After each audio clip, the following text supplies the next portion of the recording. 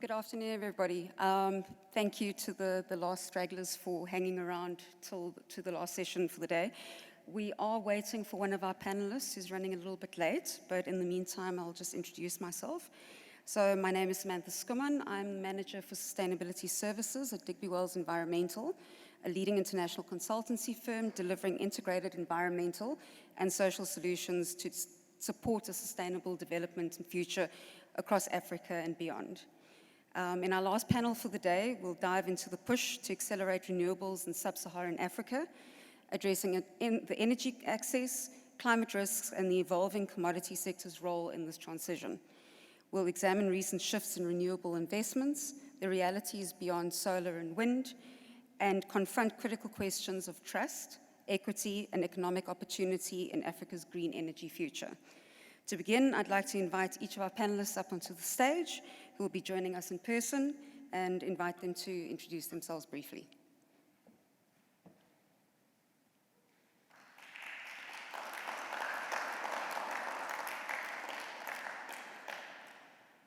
And I see Tobias has just joined us.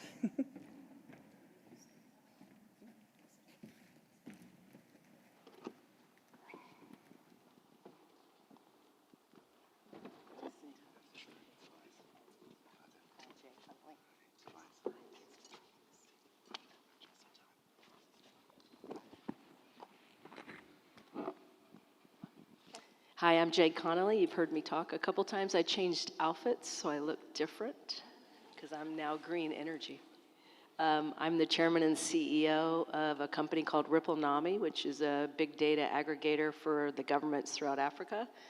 Also wrote a book called Carbon Credits Are Crap, and how the communities are getting screwed in this $2 trillion industry a year. Thanks, Jay, for being third time lucky with us. Hi, everyone. My name is Alton. I work for a company called IBC Solar, German company in South Africa. I'm a technical manager for the company and consulting EPC companies on solar assets. Thank you very much. Yes, hello. Good afternoon, everyone. My name is Tobias Hobach. I work for Valinor Africa. Valinor is a Norway-based investment firm investing in renewable energy assets and project development across Africa. I'm based here in Cape Town, representing one of the investees, which is developing the 500 megawatt renewable energy portfolio in the Karoo. Thanks, everyone, for joining us on stage. So we're at a historic inflection point for Africa and South Africa's energy future. The IRP 2025 was released in October, Mission 300 is underway, and South Africa's mining sector is investing 275 billion rand in renewable projects. I'd like to invite Anna and John, who are joining us online, to introduce themselves, and then ask them what shifts they have witnessed in the last 12 months in renewables for the commodity and industrial sectors. And frankly, are we moving fast enough given what's at stake? Okay, to our panelists on stage. So approximately 600 million people in sub-Saharan Africa still sit without electricity. Climate disasters are escalating, and commodity-producing nations face mounting pressures from carbon-conscious markets. If we fail to accelerate renewables over the next 5 years, what does humanity lose? And what does Africa's commodity sector lose? Jay, do you want to start us off? Sure. So if we fail at renewables, I don't think you lose much. I think if you fail at infrastructure, you're lost, right? We don't ever catch up. So the infrastructure, the grid, everything we've talked about, it doesn't matter what you plug in, you have to plug in it to something, the distribution, the grids, and the infrastructure. And whatever's going to be the cheapest energy will win the day. And I haven't really seen what's going to be cheap yet.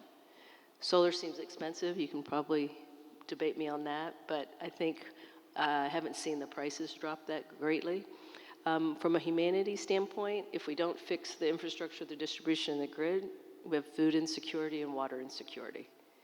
And then the last on the commodity side, you'll lose competitiveness because everyone else is there's a race to all the rare earth minerals and everything else, but everybody wants to see, can you be competitive?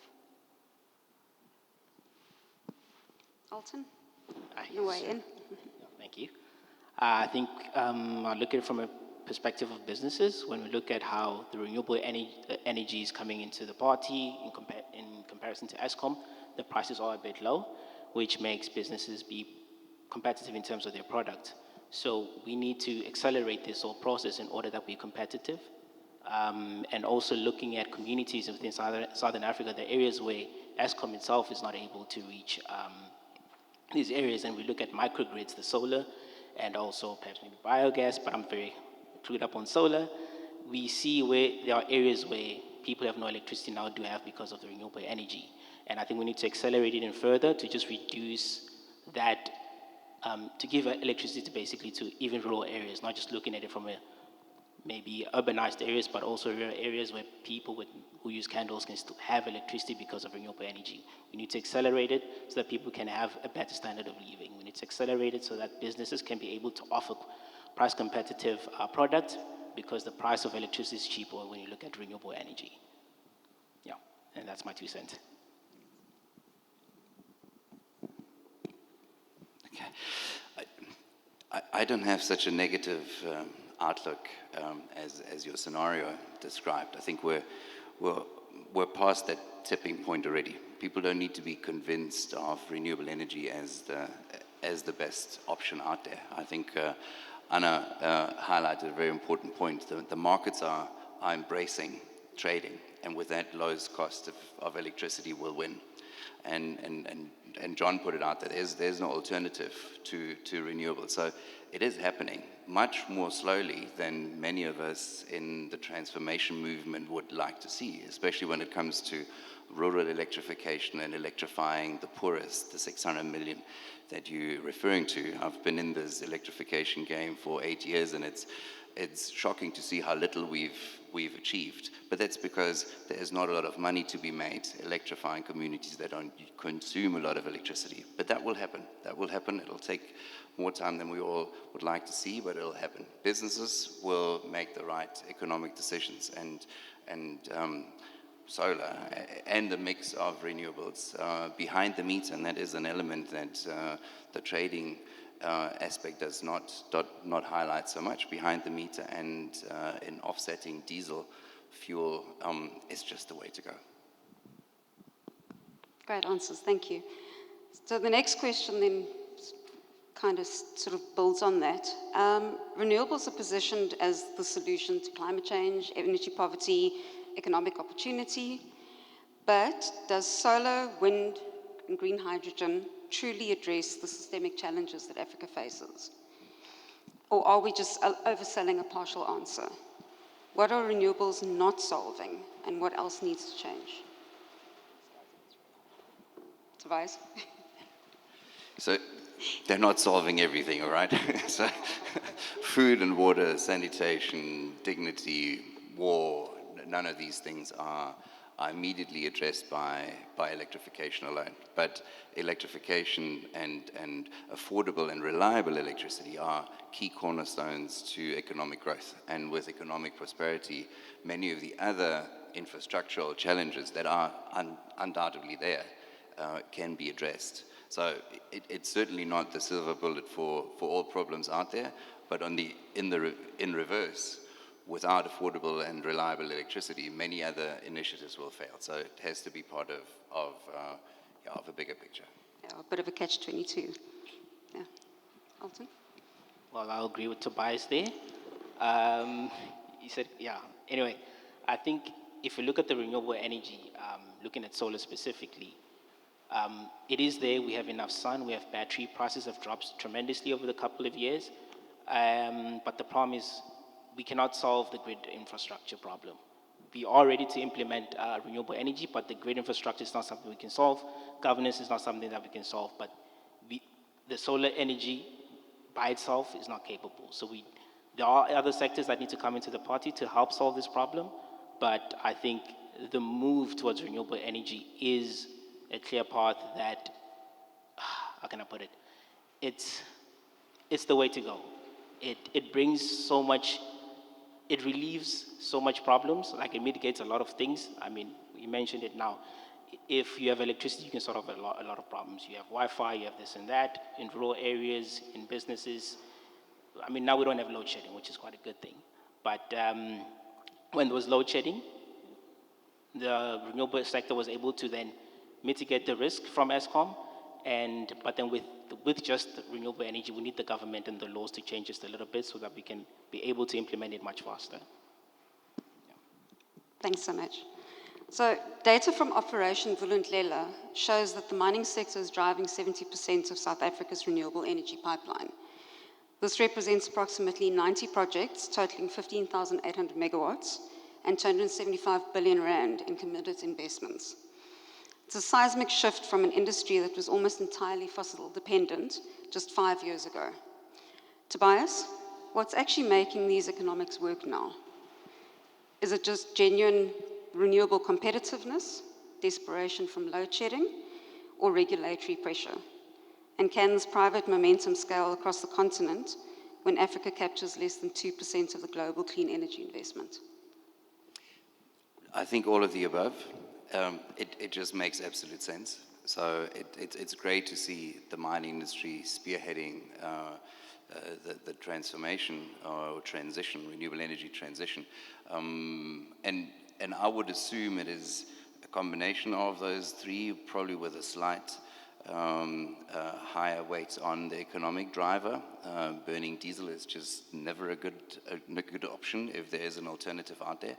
And to your last question, while South African infrastructure is, in comparison to our sub-Saharan neighbors, very good, and grid access is decent and fairly reliable, that's definitely not the case in many mining areas, sectors in our neighboring countries. So I trust that we will see many more also smaller, not only the multinational conglomerates, smaller mining operations, privately owned mining operations adopt the model, because it just becomes the standard, where before the diesel generator was the standard. I think decentralized solar and battery power generation together with the diesel, a hybrid system, as we already see many out there, should really become the gold standard. And then carbon emission reductions and maybe credits or any beneficiation thereof can be add-ons. Thanks. Jay, Ripple NAMI works on transparency and traceability in environmental markets. The renewable sector faces credibility crises, from carbon credit scandals to greenwashing accusations. How do we rebuild trust with investors, communities, and governments when so much skepticism exists about whether green claims are real? Yeah, it's been a bloodshed, huh? For good old carbon credits. And you guys understand carbon credits? Does everybody understand them? It's a way to offset your pollution emissions. You can invest in a project, usually in Africa, to protect a forest or reduce emissions by using hydro or solar power. In 2023, it came out that 90% of all forest-related carbon credits were fraudulent.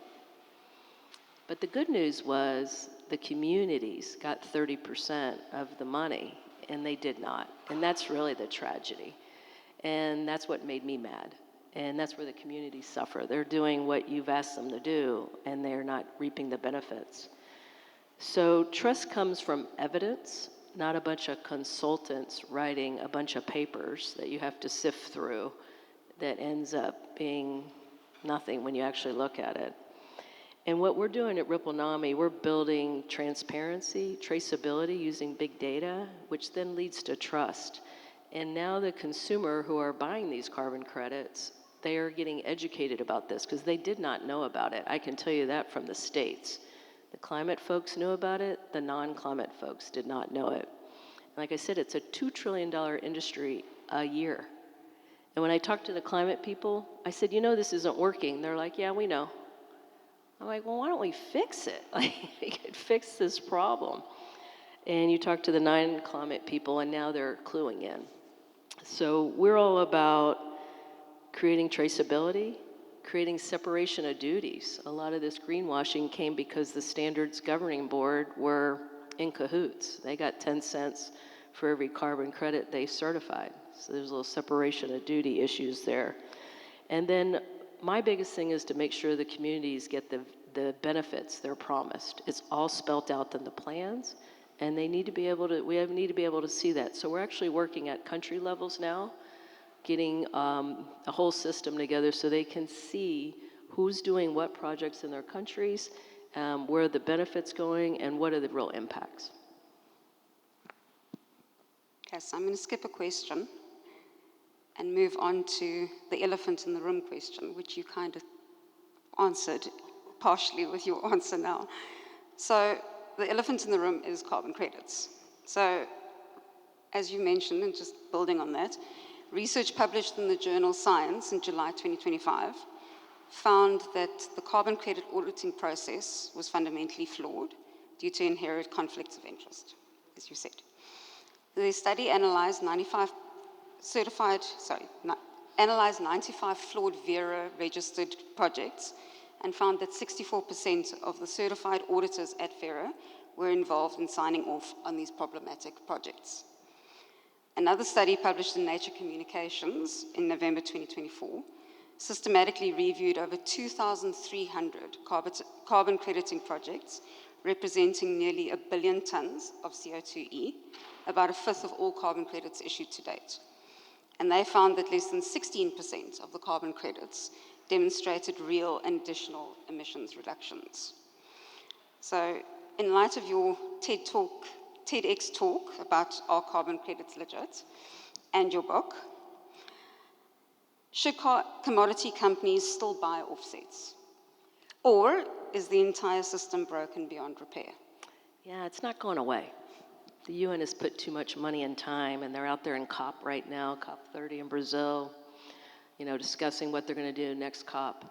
The system is broken because of a lot of data silos. There's about 100,000 different types of data silos in this broken network. Right hand doesn't talk to the left hand. That's where blockchain can come in. But I also argue that blockchain, when you put, as I say, crap in, you're just tracking crap. So you need to make sure it's traceable. And there are good carbon credit projects out there. And I'll give you one example. When I went to go look for good carbon credit projects, I went to Oregon. And there they create biochar out of tree waste. And that's charcoal's eco-friendly cousin. It's all captured in a pyrolysis machine. And not only are they creating a lot of jobs, they're capturing the carbon. They make a fertilizer out of it. It goes back into the soil for centuries. But the biggest thing they're doing is creating energy, which I didn't know this. I don't know if you guys are aware of biochar. It creates so much energy in Oregon, they sell it to us in California. Cheap, real cheap. So we're using a bunch of dirt and leftovers is creating energy. So there are really good carbon credit projects out there, but you have to educate yourself and demand transparency. And that's what my message is to everybody. Is like, when you buy a stock, do you just buy a stock because someone says to buy it, or you do your diligence? Do your diligence on this. Thanks, good point. So we talk endlessly about solar and wind as the renewables. But what about things like biogas, green hydrogen, nuclear, geothermal, or hybrid systems? Based on real projects that you've seen or developed, which alternative energy solutions have proven effective in Africa's commodity landscape and which are overhyped? Alton, do you want to lead us off? I think personally, maybe because I work in the solar industry, I think solar is the number one. It's quite easy to implement. And I think maybe that's why the solar, if you look at the chart, solar is actually quite leading when it comes to all the tenders that are going out there. But I think just solar itself will not work. We have to implement other measures, such as then putting in battery solutions to create a hybrid solution. Biogas, sure, we can. I think all these can actually complement one another instead of just picking one of each. We can sort of the technology just advanced so much, so we can sort of put everything together and just, okay, you have your battery solution, you have your solar, you have your biogas in one plant, and then just create a whole plant that can actually complement each other. If you look at the battery, you discharge at night, charge during the day using your solar. So I think using these technologies together is, instead of picking one, we can make it work. Tobias, do you want to weigh in? Yeah, so not much to add to solar and battery. I think I fully agree there. I think we still need to see a green hydrogen or a nuclear project to work in the commodity sector or at all on the continent. That leaves us with biogas, and that's actually a bit of my favorite technology, and that's where my renewable energy story started 10 years ago. And to this day, I'm relatively puzzled why in Africa when we seem not to be getting it right.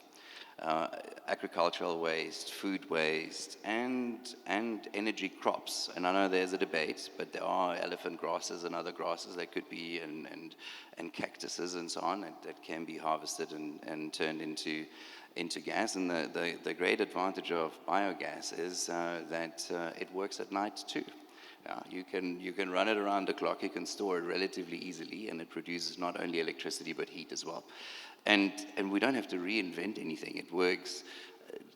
Thousands of plants are running in Europe, in India, in Brazil, in other developing countries, and for some strange, obscure reason, we seem not to be getting it right in Africa yet. So I'm not giving up. I'm a member of the Southern African Biogas Association, but it's an uphill battle. Jay, do you want to comment? We're actually Or leave starting it to the boys.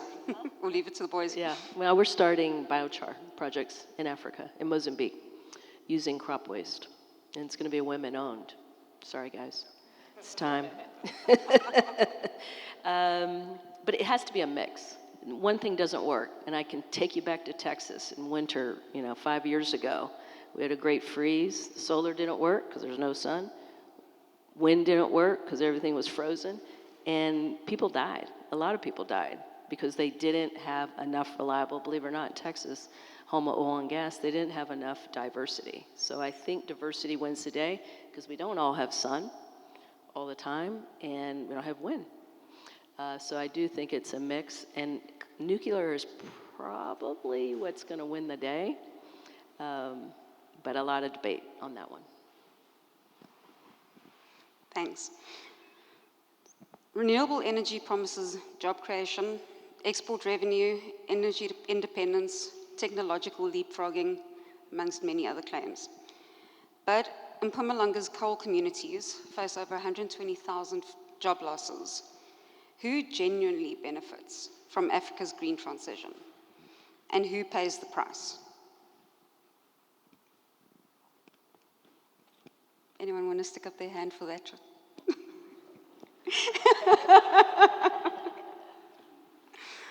All right, maybe we can ask the next question.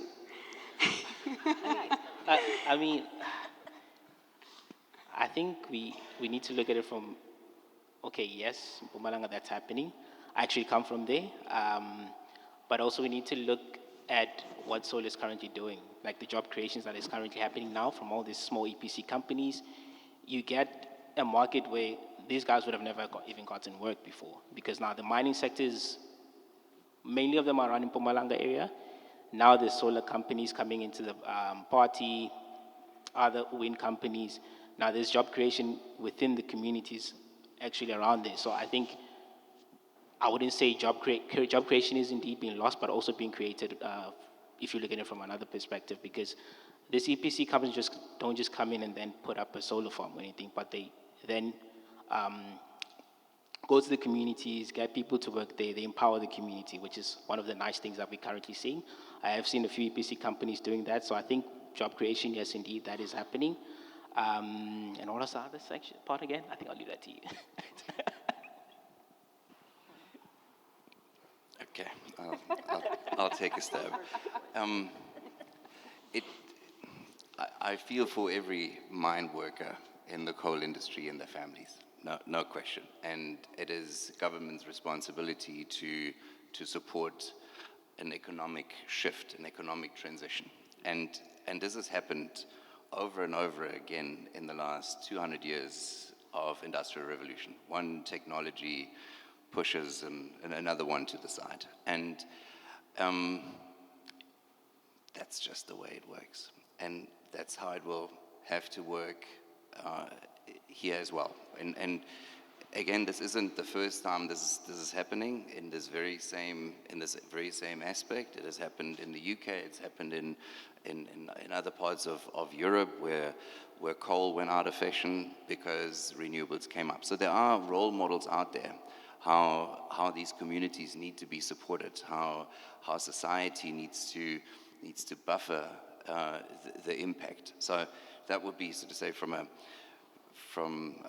certain altitude would be my attempt of a politically correct statement that this has to be taken care of, knowing that it will not, and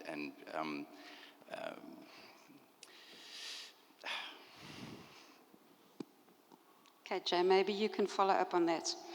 How do we ensure that the economic opportunities aren't concentrated in the hands of foreign developers and financiers, while local communities bear the costs? Well, you're going to have to get rid of corruption, because that's where it lies here throughout. And I've worked here for over a decade now.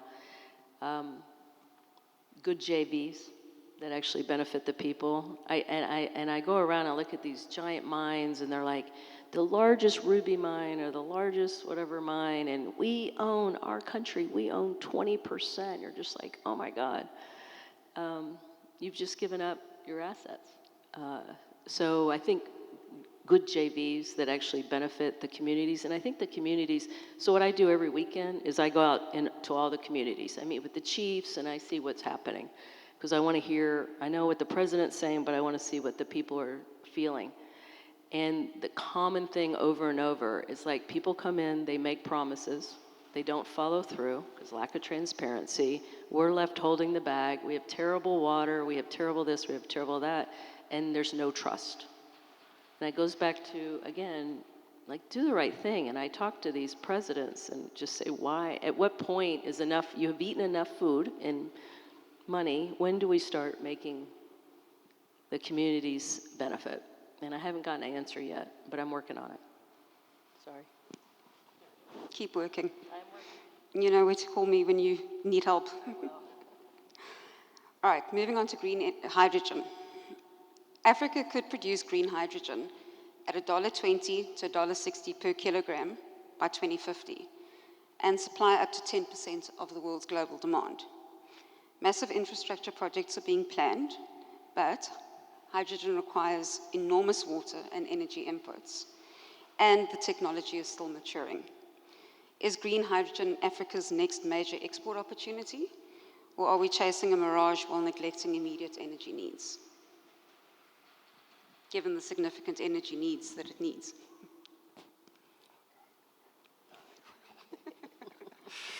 Take one for the renewable energy team. Yeah.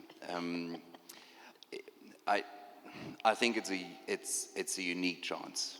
It has the potential to leapfrog an industry, create an economic stimulus, and create jobs that we haven't seen in probably any other sector, from 0 to 100 in such a rapid pace. So in many ways, I hope that countries like South Africa and Namibia, who are driving projects with a lot of international support, with local funding and international funding, will succeed to play a significant role, maybe the 10%, in the world's green hydrogen supply, because I think we deserve it. We need it. We need export products, and if this is a product that doesn't come out of a factory, but it creates enormous value, then I think we need to grab it. And I would like to trust that the market and technology will, if regulated correctly, take care of the downsides. It's in the eye of the international financing community. Water is a challenge, but it can be technologically solved. Maybe not in all cases, but in many. So in my mind, it's an opportunity that we shouldn't talk too poorly about. It deserves to be receiving the attention it receives, and has more chances than risk from our point of view. Alton? I'll just leave that with them. Mic drop. Jay? I don't know much about hydrogen. I know Zimbabwe found a giant reserve and they've done nothing with it. And someone did an MOU. I don't know much about hydrogen, so. I think you have to move on all parallel paths, and the good will rise to the top and the expensive will go to the wayside. I'll add one more thing then. So, exporting the hydrogen molecule is one thing. Big ships, shipping it from here to other places. The better way, because that's what we're seeing with coal and oil and gas, all the raw materials without any value add, the better way would be to actually develop an infrastructure and an industrialization capability that turns the H2 molecule into a value-added product. So turning it into jet fuel, turning it into methanol, turning it into all other types of derivatives that can be marketed at a markup. So I think that's what we need to achieve this time around. That, and that is where most projects are going, but I'm just adding that. We need not to leave the opportunity by the wayside to turn it into jobs and true value add. Yeah, I think absolutely. I mean, we're exporting so many raw materials to be manufactured elsewhere. It just makes sense to try and do the manufacturing here, the processing. Right, so let's not keep you much longer and let you all go home. So the final round of questions. To each of our panelists, if you could mandate one action by governments, companies, investors, or communities over the next 12 months that would have the greatest impact on Africa's renewable future, what would it be and why? Got it. Data transparency. To be able to see who does what, when, where, and how. I know it's kind of a mystery over here. We put this puzzle piece together every day, and we're doing very big projects like property. Who owns what property? Pulling that together took us 15 different ministries to figure out who owns what property throughout the countries here. And then we tie water, electricity, you can pull everything together. So I think until you have data transparency, which we're working on, I think that would be my wish for everything in the next 12 months. And better flights, that I don't have to go to Istanbul to go to West Africa from Cape Town. Amen. Or just be wealthy enough to own your own jet. I think from my side will be the whole application to actually connect the renewable energy into the grid. I think the government needs to cut the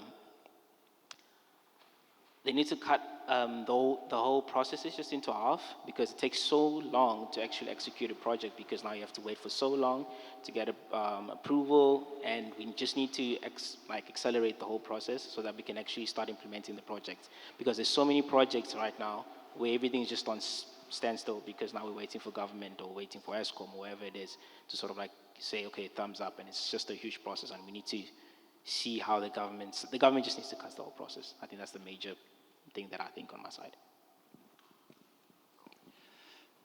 I had quite a number of ideas, of wishes for things to happen in the next 12 months. I choose the one that is probably the closest to my heart with regards to impact, and that's, again, addressing the 600 million people without access to energy. I wish we got to the point where, at the nexus of governments, international funders, and private sector, the mini-grid rural electrification business model was unleashed, was unlocked, because it's currently still in chains.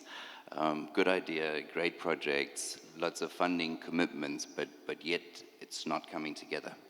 And I'm seeing great signs out there, but it now just has to happen. Hopefully Santa's listening. Almost Christmas. Thank you, everyone, for your time today.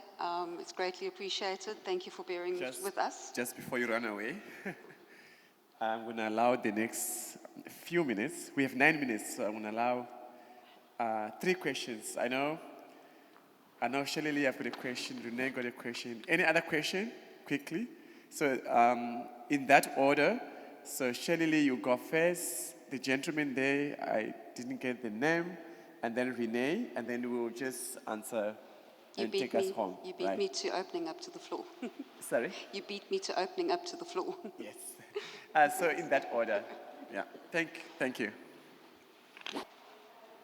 My question is for Jay. You spoke about biochar earlier. When would your biochar be ready? And then the second question on that would be, would you list your biochar on the Hibari platform? I'm sorry, what was your second question? Would you list your biochar on the Hibari platform?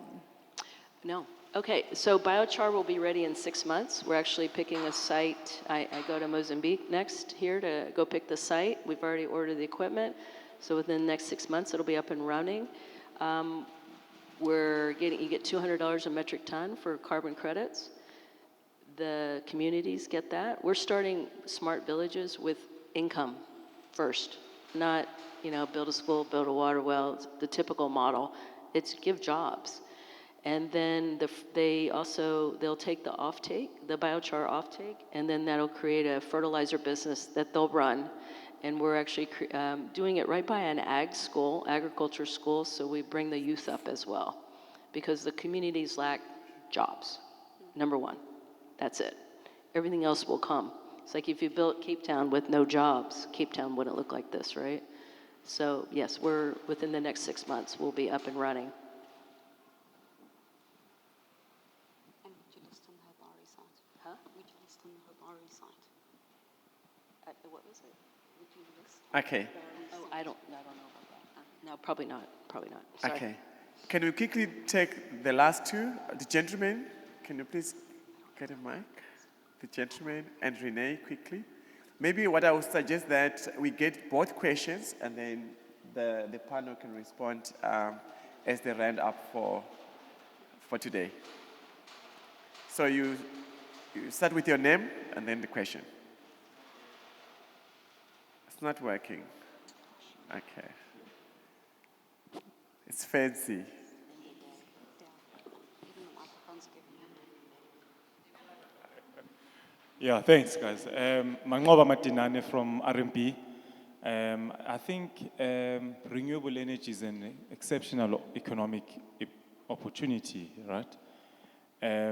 But just generally across emerging markets, there's a big equity issue here. When you look at the global distribution of hydrocarbon resources, they tend to be concentrated in emerging economies, right? And there seems to be this global shift towards renewables, right? So there's a just transition issue that's at play. We cannot ignore the massive socioeconomic ramifications of that. We dialed back to 2021 and we were reminded that the greatest existential risk we face as South Africa and as emerging markets is an uprising socially of people. When you face a scenario where you're displacing millions and ignoring an innate comparative advantage in a resource, you have a strategic issue.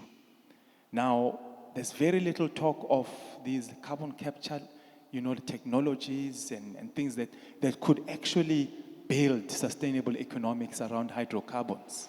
Now, the World Bank, at the start of this renewable shift, classified this problem is to say it's not the resource, but it's the emissions intensity that we need to control.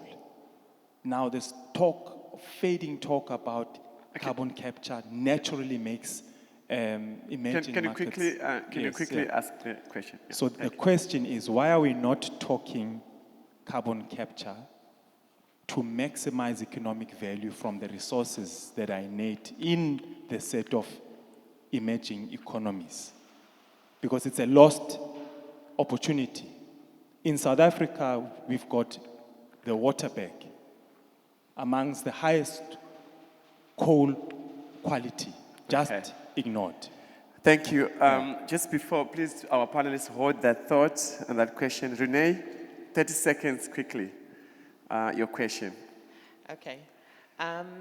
So I'm very big on small modular nuclear reactors, right? We've been, 2010 PBMR was mothballed. We've come back, 2015 we're trying to get it into South Africa.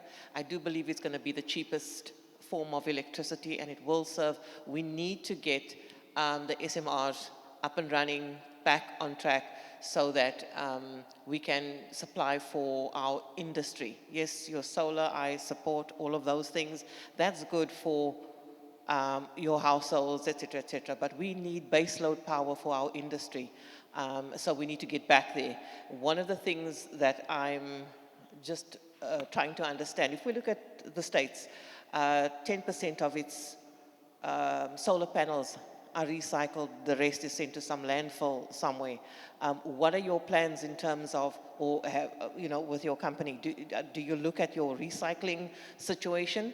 I've seen many failed, I'm not shooting you down, I'm just saying, there's just been so many failed solar projects happening. I mean, if we look at the Klein Karoo, it was supposed to give us 100 megawatt power.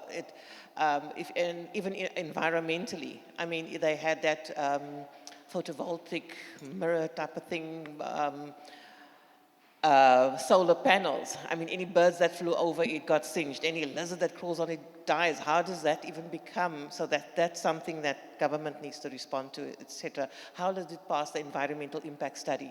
So in terms of recycling, I mean, when you recycle that, you've got to heat those components up to such a degree it no longer is green, So when we look at, are you looking at those issues concerning, because we have about a 10-year landfill situation, so we need to address those issues when it comes to waste. We need to address those issues, and I agree with you. I don't see it creating jobs because those things are imported in, money's leaving our country, and I don't see it, it's just when you put the panels up, that's the job when it's done. I mean, even for the wind turbines, I went to the guys and I asked them, is there anything our community can do to be part of this project? Although I don't believe in it, not that I don't believe in it, but when you see the wind turbine standing still, there's no electricity being generated. So anyway, Yeah. and they said the only thing that we can do is you can do the oil, but we get it cheaper from Germany, so there's no way. So I don't see how it is sustaining communities, creating jobs, all that type of thing. We want to look at it. And in South Africa, I mean, when we look at your, nuclear is going to be a... Renee. Nuclear is going to be a thing, but in South Africa we have everything related to the uranium, the helium, which will be the coolant, etc. But how are you looking at waste management concerning all of these renewables you're bringing into our country? Thank you so much. So in closing, I think the two-part question there from Renee. I think one is with regard to recycling and waste, and I think the carbon capture one. yes, So there are, I'm going to capture that one. And then also the other one is: are you recommending or suggesting that small modular reactors is a solution to baseload power? Right? Is that your question or a recommendation? Was that a question or recommendation? Okay, so a reflection from our panel, in closing, each one a minute to respond to those questions and the question of the gentleman. Thank you. You can start. yeah, so on your closed carbon capture, I'm seeing more and more private companies do this already in Africa. If I look at Dangote and their cement factories, they have a closed system where they're actually generating their own power, their own biogas. It's all closed, very minimal people. They've mechanized it pretty well. In the States, I'll tell you, all the data centers that are being built for AI, it's a closed system. So it's not releasing any emissions, it's capturing whatever water, it's recycling the water, it has agriculture, it has solar. They're creating green data centers now. So I believe private industry will be, if you're going to leave it up to the government for closed carbon capture system, it's never going to work. But the private industries are doing it to lower their cost. Thank you. My gent, you want to make a comment or reflection? Okay, I hope I do justice to your question. First and foremost, I think I'll agree with you. In terms of it's not just going to be solar which will solve the problem. We need different types of renewable energy to come into the party to help each other where they lack. And yeah, maybe that's an opportunity that needs to come up.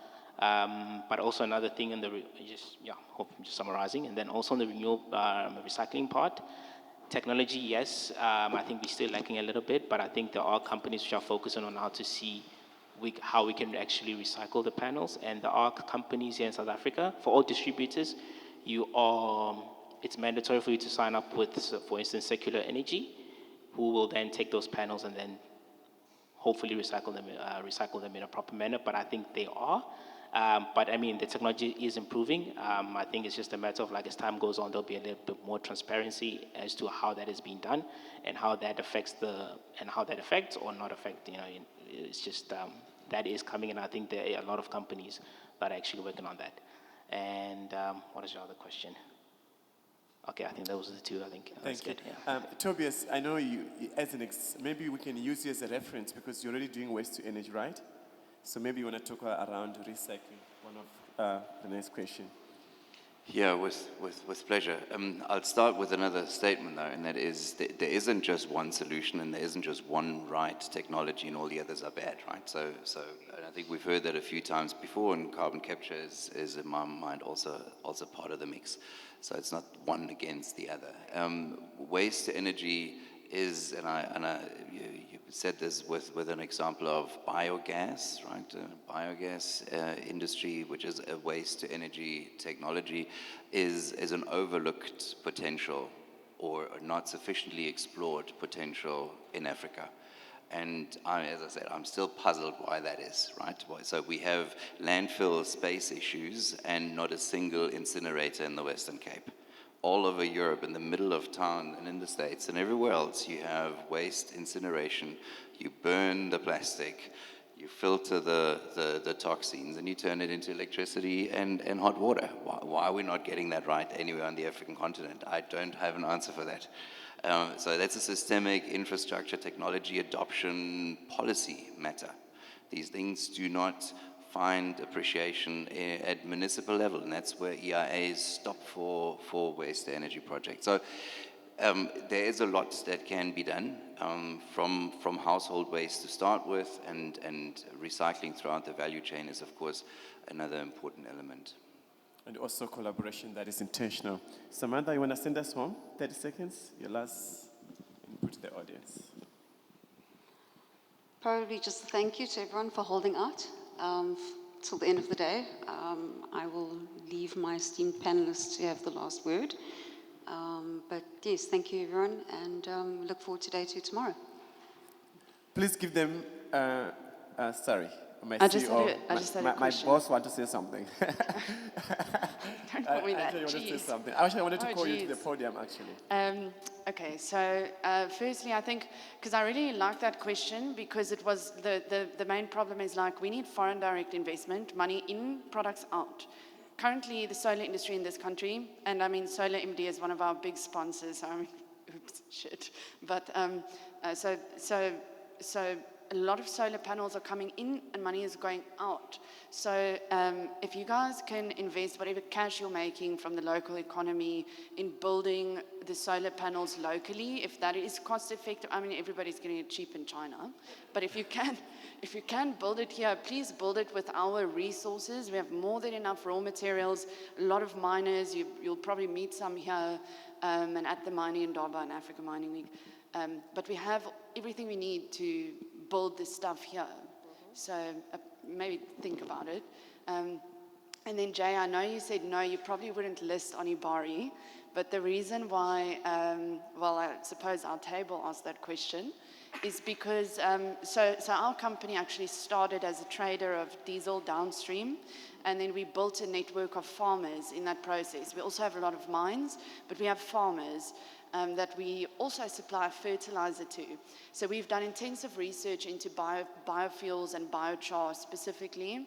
And what we did is we took this fertilizer and we listed it on our platform, and somebody purchased. So that is actually how the Hibari platform came about. So the question was more, if you can, because that platform comes equipped with traffic, which a normal website doesn't necessarily. Would you, maybe just within contextualizing that, Hibari functions similarly to Amazon, if that makes sense. But Amazon is like your products.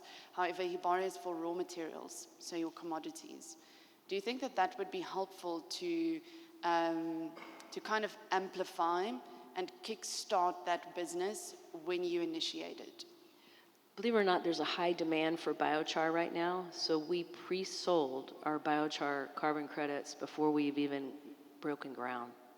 So biochar and biogas is a high commodity right now. So I don't know, I'm happy to look into it, but there's a lot of companies that just want to pre-finance or pre-buy them. So we've already sold them. That's brilliant. Well done. Yeah. Well done for getting that. Okay. Thank you so very much. Please give